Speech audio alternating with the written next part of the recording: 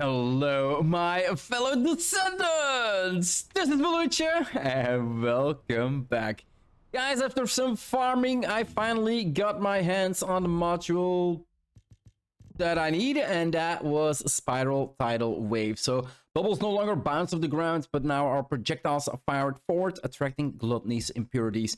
I also did kind of a DPS test with it, guys, seeing if we can actually make it into a damage build.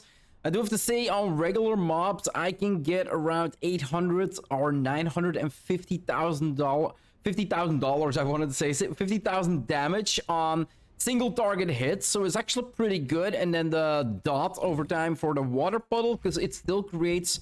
Let's go back to HP. It still creates a water puddle at the bottom where it's actually laying, and that still gives us laundry like, and small puddle still gives us damage interval duration 11 seconds for 61.9%. I can get it around 250,000 per tick. But the amount that I can crit with this build is basically almost non-existent. I could crit 1 out of 9 times. So I would not say that you could make a damage build out of Spiral Tidal Wave. Now, if you get the cooldowns done and a lot of DPS, it's fun to use, but it's still not good enough. And especially versus Colossi, because I was thinking like, okay, this module is actually versus Colossi, right? It attracts Gluttony's impurities. It's specifically designed to make the Gluttony fight easier. So how about we make a max damage build out of it and see it actually work against only 135,000 damage that I could get versus Colossi, guys. So it is definitely not something you would make a damage build out of. So what are we gonna do today? Well, talking about the Spiral Tidal Wave. We are gonna not do that, but we are gonna fight Gluttony, guys. So right now in the game, we did get a new behemoth, a new Colossi, the Deathstalker. So that means that we, of course, are gonna need to beat a Gluttony one time before we can actually go to the Deathstalker. Now you can see I already beat him up. So what we are gonna check out is how I actually beat him up. And I do have to say, it was the second attempt. The first attempt, I failed. So yeah, let's see, guys. We've got attack attribute. It is chill. So we are doing very much damage. We're doing a lot of damage with fire. So I would be using Lepic, but because I'm playing Valby right now and I want to test out, or I did test out why it was so recommended to have a Valby with Spiral Tidal Wave. We are using Valby for the Let's Play that I'm going to show you. Normal damage with electric, a very strong resist versus chill attributes, of course, and then strong resist versus toxic. DPS, you can see here that this is the first time I'm actually under my DPS. HP, we got more than enough, so that is all good. Max shield, way too low. Defense, way too low. Chill resist, 13 at 10,000. And trust me, guys, this dude hurts. Difficulty level hard, 140. You need 4 participants. The Link to Morpheus materials are Ultimate Glay for 68 mutants. We got 94 mutants, 115 mutants, and 125 mutants. So all mutants patterns here. We got Ultimate Glay, Final Masterpiece, Crystallization Catalyst. We've got Ultimate Ajax, and then Afterglow Sword, Blueprint, Crystallization, and Luna. We've got an Energy Activator, Viesa, Enduring Legacy, Ultimate Valby for 32%, so pretty good. And then we've got a Morpheus Material Pattern 125 with Energy Activator, Ultimate Viesa, Ultimate Valby, and Piercing Light and Wave of Light. For the destructible parts, guys, we got the front cover here, which we can take off. And then behind that cover is, of course, the core, which we can destroy then as well. We got sensors on top. I do believe his head is like sticking to the side. This is basically his jaw. You can kind of look at it like a giant T-Rex with a nose bone. So basically the sensors are his eyes, and then we have 2 balancers on the side here, 2 knee pads that we can take off, right? And then if we look further, shoulder pads, and then of course the core are the removable parts that we can do. So yeah, without further ado, guys, I am gonna bring you into the fight where I actually beat him up. And I think this was like I said, it was the second run that I did on Gluttony. And I was still like, am I actually doing a good job on what I needed to do as Valby. So let's take a look. Okay, so from what I can understand from this fight, he's got like one giant ass cannon on the left side of his arm, right? Now what I need to do is actually, once this dude here starts spitting out orbs, I'm gonna need to get them towards the boss so we can shoot him there or land him on the boss so his left arm actually cools down. Because once his left arm is completely... there we go. I do need to be careful because these guys do hurt when they fall down. Because once his left arm completely charges up, then that basically goes, makes him go into an enraged state, and in an enraged state, he basically one-shots everybody. You get out of there! Get out of there! Don't miss your job. And mana is a big issue here, guys. Like, holy crap. Can we... Oh, we can actually shoot them? Oh, that I didn't know. So you kind of don't need Valby then. It's easier because you pull them towards the boss. It does make them easier. You kind of don't need to because you can shoot them towards the boss. Okay. We almost got him. So I feel like I'm actually doing a good job then. Can I get some mana from you? No! Damn it, damn it, damn it, damn it, damn it. Don't screw up now, don't screw up now. No, I'm frozen. Come on, get out, get out, get out.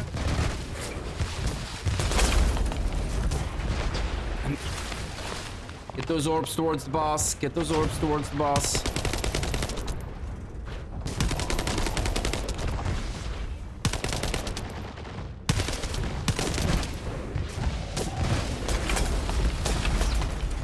No! This is where I died. This is where I died. Yeah, mana isn't it? Yeah, he's immune. Mana is an issue. Like, holy crap.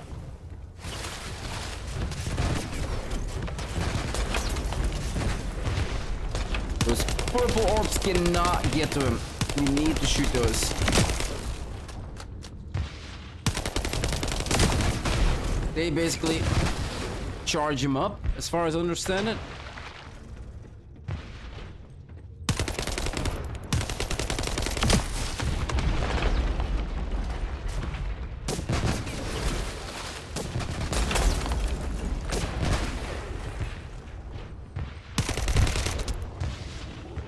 He's out of... Can we get that mana here? Another machine over here this time. Oh, behind the spiral. We're close. Close. Come on. Where's the boss? Cool him off, cool him off, cool him off. Mana is an issue, guys.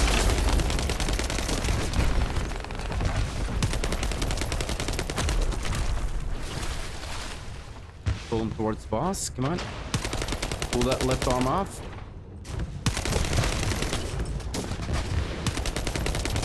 We almost got him. We almost got him. I was so afraid for this fight. I really hope that I'm not screwing things up. No ammo. We got him.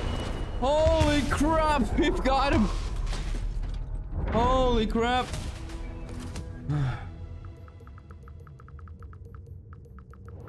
Because this is really what I think right now. Like, I hope I actually did something useful.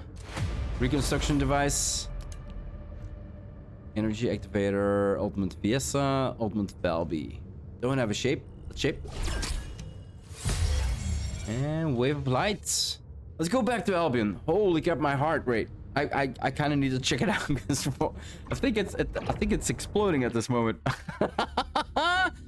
Okay, so the set or the external components that can drop from Gluttony, guys, are the Hungry Sonic set, as far as I understand it. Now, I actually had to look it up what it does, because it is so freaking confusing. I have no idea. I looked it up on Reddit, and the only thing people said on Reddit, we have no idea. Nobody has any idea what this actually does. So yeah, let's try to figure it out. The two sets, toxic resist 2.8%. Plain, simple, good. I feel like it's a little low, but I have no idea. Like 2.8% out of, well, the amount of resistance you have, right? So that might be pretty good. I haven't gone into like trying to get the highest amount of resistance in the game yet. Like that is definitely something later on I want to check out. But for now, 2.8, I would say okay. I wouldn't say, whoa, great, like it's a huge change. It seems okay. Now the force set. This is where, yeah, you can see it. It's full of green and blue letters. Like holy crap, like how complicated do they want to make it? So when using a skill, grants 1 stack of efflux, up to 50 stacks, lasts for 20 seconds. So we start with that one. 1 stack of efflux, up to 50 stacks, lasts 20 seconds. So I presume you're not gonna need to use 50 skills in 20 seconds to actually get the 50 stacks. I presume that once you use a skill, and you use a skill again, it will refresh 20 seconds. Being able to constantly refreshing those 20 seconds to be able to get to those 50 stacks once you use 50 skills, right? I presume that's how it would work. Now, when using an enhanced skill, grants self 1 stack of wave. So a second ability or a second buff, up to 10 stacks and lasts for 120 seconds. So we can have 50 stacks of efflux and 10 stacks of wave. But we can only get wave when using an enhanced skill. Now, this is kind of where it has me confused. What is an enhanced skill? Because the only thing that I can think of an enhanced skill, as you can see here, enhancement level of this mod. But this on this mod as well. But this is the only skill that is kind of enhanced, right? Because it is specifically a mod that enhances a skill? Or am I reading this wrong? So would it only work on skills that have been enhanced, or like, because laundry basically has a bigger cooldown now, plop plop has a bigger cooldown, is that an enhanced skill as well?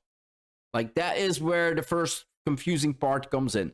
But let's say it is Spiral Tidal Wave, because it is a transendent mod, it enhances the ability further than the ability would work normally. That's kind of how I would see it, but not sure if that's actually the case, guys. But just being honest, like I have no idea, and I went to Reddit and people have no idea as well. But let's say we use that enhanced skill. You grant 1 stack of wave for up to 10 stacks, last for 120 seconds. Again, I would presume that you do not need to use 10 skills within 2 minutes to be able to get those 10 stacks. I presume you would use 1 skill, and then you get the 120 seconds duration for the 1 stack of wave. And then you use a skill again, you get again the 120 seconds, and you have a 2 stack, right? So, okay.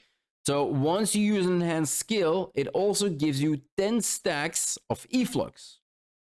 So basically, you only need to cast 5 enhanced skills to get the 50 stacks of efflux.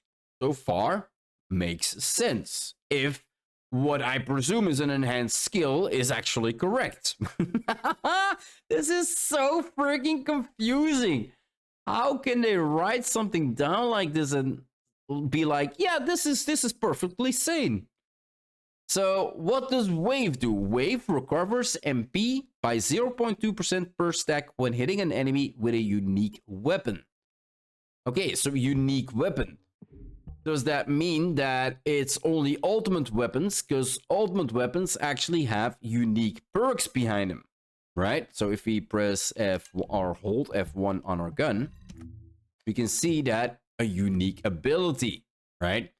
So only a weapon that has been upgraded, well, maybe not upgraded, because every weapon actually has the unique ability. Every ultimate weapon has unique ability.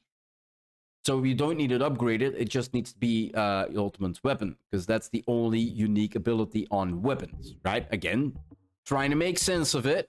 And that's the only thing I can think of that would make sense. So once you actually have Wave recovers MP by 0.2%. You can get 10 stacks of Wave, right? Wave up to 10 stacks, last 120 seconds. Yeah, so 10, that is 2% every time you hit an enemy with a unique weapon. Now, is that the bullet that you fire, or is it the special ability that goes into effect?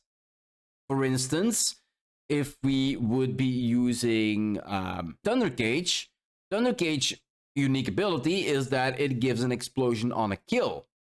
So is it going to be every time we get that explosion, or is it every bullet that I actually fire because I'm firing it from an ultimate weapon that has a special skill? Again, trying to make sense of it. Like, both ways can work, but one, if it only was on the explosion, that would be really, really low to get. Well, it's 2% of your mana. You can, in a plain fight versus random enemies, you can get a lot of explosions. So that would actually be a pretty good way to get your MP back, like your mana back, right? So up until then, I'm like, okay, that is pretty interesting. But then we get to efflux, guys. 50 stacks of efflux. So again, we can get efflux by using 50 skills in 20 seconds, or using 50 skills and then the 20 seconds reset, or using 5 enhanced skills, which give us 10 stacks of efflux, right? Getting the 50 stacks of efflux converts to tuning. So another effect lasting for 200 seconds. So 3 minutes and 20 seconds. Yeah, 3 minutes and 20 seconds. So 3 minutes and a half almost. So that's actually a pretty long duration. Now, what does tuning do? Skill duration plus 1.79% proportional to max MP. Now, for instance, let's say that I have 250 max HP. I have 243 right now, but let's say to make it easy, 200. So I have 200 MP, guys. Does that mean that I'm gonna get 200 times 1.79% skill duration, right? Or is it 1.79% out of the 200 mana that I have? Because if it would be out of the 200 mana, that would only be an increase of what? 3.4, 3.5.6, so 3.65 extra percentage on skill duration. Still pretty good. Like, if it would be 200 times 1.79%, then some of the skills would last endlessly. So I don't think that's how it would work. I think it's 1.79% out of the 200 mana that I would have. I have right now 243, but to make it easier to calculate, it would increase my skills with well, the number I said before, 5.6%, something like that. But it's actually pretty good. MP heal modifier by 2.38%. So again, 2.38% of the 200% of the 200 mana. So that would be 5.6, 5.66. So 5.66 MP heal modifier if I would have 200 mana. This is how I understand how this works. So you can get a lot of MP heal modifier. You can get a lot of skill duration out of it if your max MP is really, really high. So it works really well with Descendants with high MP. And you can get a lot of MP recovery as well with Wave. That's kind of how I see it working. So, yeah. Overall, if it actually works as I think it works, looking pretty interesting, I do have to say. Like, I can see this being useful for on Reddit. They were saying it's only useful for Luna. Like, there's no other Descendant that this would actually be useful for except for Luna. But if it works as I'm thinking, I can see a lot of use for this for a lot of Descendants. Right? A lot of duration for your skills, a lot of heal modifier, and a lot of mana regen. And on top of that, you get a lot of toxic resistance, or a good amount of toxic resistance. So overall, again, like every time I read through these sets, every one of these external component sets, if they're working as I think they're working, there's a bunch of sets that can really modify your build properly, like make it really, really nice. Anyway, guys, for now, I'm gonna wrap up this video here. I've been talking about this set longer than the actual fight with Gluttony. Like that is how insane this set actually is, and I'm still not sure if it actually works that way. This is my conjuncture on trying to understand what they're actually trying to say. Even Reddit didn't know. But like I said, guys, I'm gonna wrap it up here. Hope you enjoyed the video, guys. If you want to see more of my Let's Play here, or my quest progression, or my progression through the game, how I get my Descendants and the new unique weapons, and a look through everything, just hit that subscribe button, guys. It would always help out a lot. I do hope you enjoyed this episode. Maybe you had a big laugh on me seeing struggling on well, trying to get this description right, and maybe the boss fight itself. Maybe you learned something. If you did, just give the video a thumbs up. Again, that would help out a lot for the search engines, of course. And like I said, I hope you enjoyed this video. See you in the next one.